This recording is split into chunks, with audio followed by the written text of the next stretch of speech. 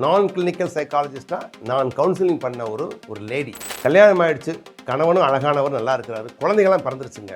இந்த வயசுல சில சமயங்கள்ல சில பேரை பார்த்த உடனே மனசு சஞ்சலமாகுது. ஐயோ, இது மாதிரி ஆளை கல்யாணம் பண்ணியிருந்தா பரவாயில்லையே அப்படின்னு ஒரு எண்ணம் வருதுங்க.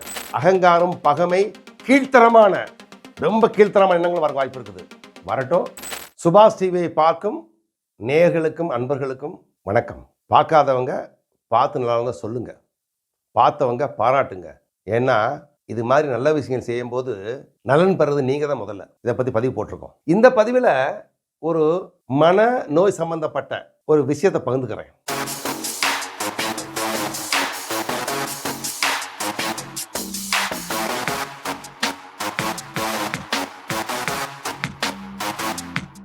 சைக்காலஜிஸ்டா, நான் கிளினிக்கல் சைக்காலஜிஸ்டா நான் கவுன்சிலிங் பண்ண ஒரு லேடி. அந்த அம்மா ஒரு முறை என்கிட்ட பேசுறாங்க.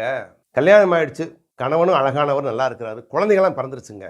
இந்த வயசுல சில சமயங்கள்ல என்னை சந்திக்கிறதுக்காக வரக்கூடிய பெரிய தொழிலதிபர்கள், வியாபாரிகள், அரசாங்க அதிகாரிகள், இளைஞர்கள் எத்தனையோ பேர் வர்றாங்க.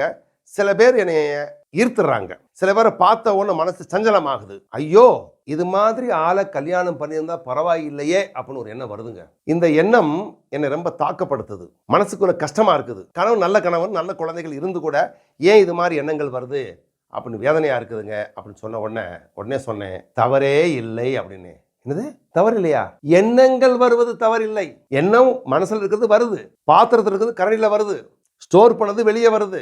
எண்ணங்கள் வருது இயற்கை, அது சத்தியம், அது உண்மை, மாற்ற முடியாது.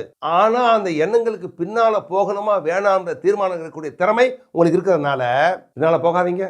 பின்னால போனதானே வேதனை. ஏன்னா நல்ல வாழ்க்கை வாழ்ந்துட்டு இருக்கும்போது இது மாதிரி இடர்பாடான எண்ணங்கள் வருவது இயற்கை. அந்த இயற்கையை புரிஞ்சுக்கிட்டு வரட்டுமே, அவங்க எப்படி வந்துட்டு போனாங்களோ அதை மாதிரி எண்ணங்களையும் போக விட்டுருங்க அப்படின்னு சொல்ல மாட்டேன். வர்ற எண்ணங்களை ஒன்றும் செய்யாமல் இருந்தாலும் அது போயிடும். அதான் உண்மை கூட. ஏன்னா எண்ணங்களுக்கு உயிர்ப்பு 2 செகண்ட் தான். அதனால எந்த மாதிரி எண்ணம் வரலாம், அழிக்கிற எண்ணம், கெடுக்கிற எண்ணம், கோபமான எண்ணம், அதாவது அகங்காரம், பகமை, கீழ்த்தரமான, ரொம்ப கீழ்த்தரமான எண்ணங்கள் வர வாய்ப்பு இருக்குது.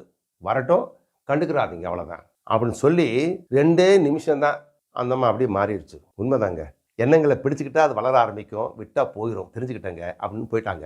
உங்களுக்கு இது மாதிரி கல்யாணமான ஆண்களுக்கும் பெண்களுக்கும், கல்யாணமாய் நல்லா வாழ்ந்துகிட்டு இருக்கிற தம்பதிகளுக்கும் இது மாதிரி எண்ணங்கள் வர வாய்ப்பு இருக்கிறதுனால குற்ற உணர்வு வேண்டாம் சொல்லிட்டு, எண்ணங்கள் வருவது இயற்கைன்னு சொல்லிட்டு எண்ணங்களை கையாளாத டெக்னிக் தெரிஞ்சுக்கிட்டோம்னா இந்த எண்ணங்களால் பாதிக்கப்பட மாட்டோம், குற்ற உணர்வு வராதுன்னு சொல்லிட்டு பதிவை முடிக்கிறேன்.